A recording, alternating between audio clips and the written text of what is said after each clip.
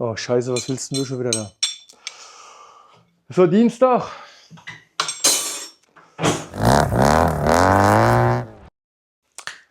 Willkommen zu einem neuen Video von SWD Sports. Heute Technik, die SWD 207. Schauen wir mal das Moped ein bisschen an. Erstmal willkommen.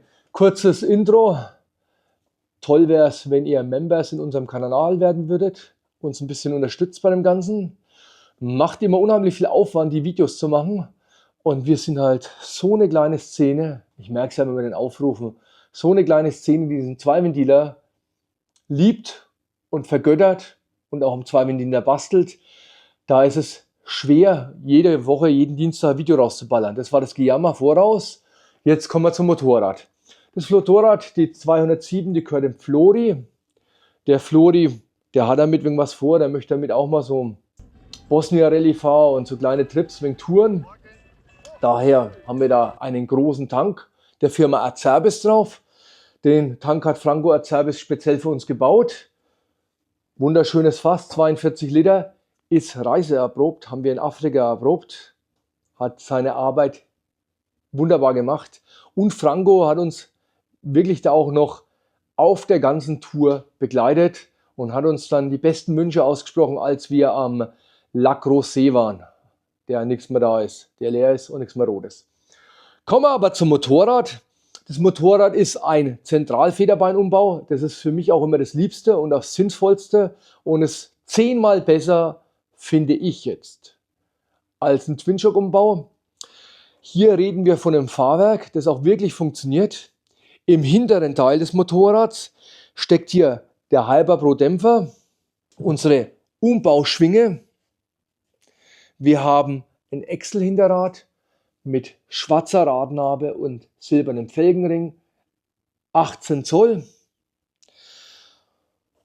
Das Rahmenheck ist unser Basic-Bausatz mit Verstärkungen, leichten Modifikationen und es eignet sich halt wunderbar.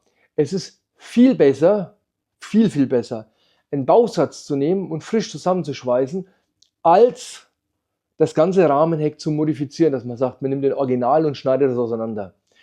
Ich denke, von der Zeit her brauchen wir hier vielleicht ein Fünftel der Zeit, als wenn wir uns ein G-S oder ein Basic-Heck vorgenommen hätten es geändert. Und finanziell ist es einfach tragbar. Hinten raus ist als Spritzschutz der Acerbis Bacher Kotflügel verbaut. Und der Acerbis Bacher, den gibt es in Weiß von Acerbis zu kaufen. Und in Rot und in Schwarz gibt es nur bei uns. Damit das Ganze legal ist, haben wir hinten den Dualsport, das Rücklicht, Nummerntafelträger verbaut. Da ist dann der Winkel einfach ein bisschen besser als mit dem Originalen. Das ist dann eher so für Motocross und Enduro-like und das ist halt Road-like. Ja, Scheibenbremsenumbau, also vom Bremsverhalten schon wesentlich besser als das Original damals. Mit der Trommelbremse kam es mir immer so vor, als hat BMW gar nicht vorgehabt, dass das Ding jemals bremst. Also ich weiß nicht, wie ihr das empfindet, könnt ihr gerne in die Kommentare schreiben. Also ich bin lang Trommel gefahren, habe verschiedene Erfahrungen gemacht. Meine ging nie, meinem Kumpel seine ging gut. Das warum war mir nie klar geworden. Ich habe dann mal beim Bremsen Schöbel in Nürnberg auch Bremsbeläge aufkleben lassen und habe die Trommel ausschleifen lassen.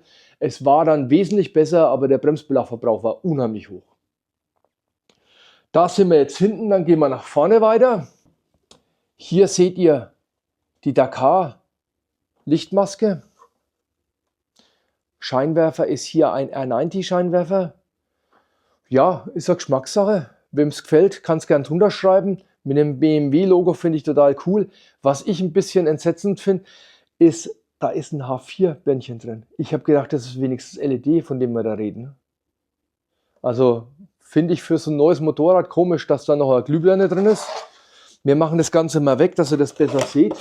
Da haben wir eine Aluminiumplatte gemacht. Hier haben wir den Acewell-Tacho verbaut. Wir nehmen immer noch für die Lichtmaschinenkontrolle eine ganz normale Birne. Warum? Weil einfach eine Glühbirne viel besser ist. die erregt die Lichtmaschine besser als dieses LED-Teil, was der Acewell damit verkauft. Also Kombination Acewell-Tacho mit der Birne ist geil. USB-Steckdose, unser Sportschloss, das ist halt vom Preis her besser als das BMW, was wir haben. Von der Adaption hat es der Flori gut gemeint. Er hat hier 2 Klemmen dran gebaut und macht und löst es so. Ich finde es immer total schwierig. Ich habe da auch noch nichts ins Programm gebracht, weil ich die Masse noch nicht sehe. Wenn wir sowas entwickeln, kostet mir das gleich immer 600-700 Euro. Dann machen wir eine Zeichnung und dann lassen wir es wickeln und schweißen das. Und dann kostet es euch richtig Geld. Da müsst ihr euch selber noch ein bisschen eine Lösung finden, wenn ihr die Verkleidung hinbauen wollt.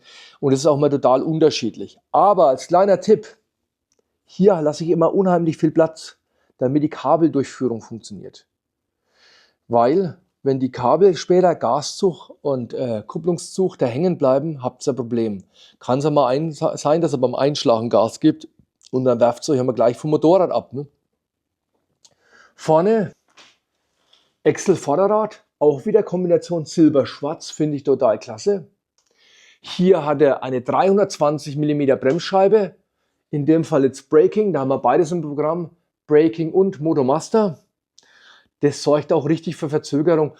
Ich bin ganz stark der Meinung, dass man an so einem Motorrad keine Doppelscheibe braucht. Das schaffe ich, also mit der Bremse schaffe ich das Vorderrad zu blockieren. Gerade bei unserem großen und schmalen Enduro-Vorderrad. Wir gucken nochmal unten an den Tank drunter. Der wird mit 4 Schrauben montiert. Und da haben wir die Elektrik. Da ist die Elektronikbox, die B-Box vom Axel Joost verbaut. Hier sind die Schalter vom Renard Speedshop verbaut.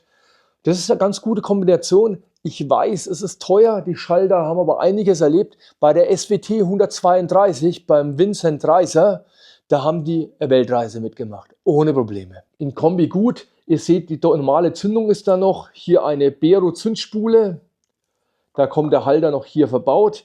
Wir bohren da auch einfach in die Rahmenverstärkung rein, das ist gar kein Problem.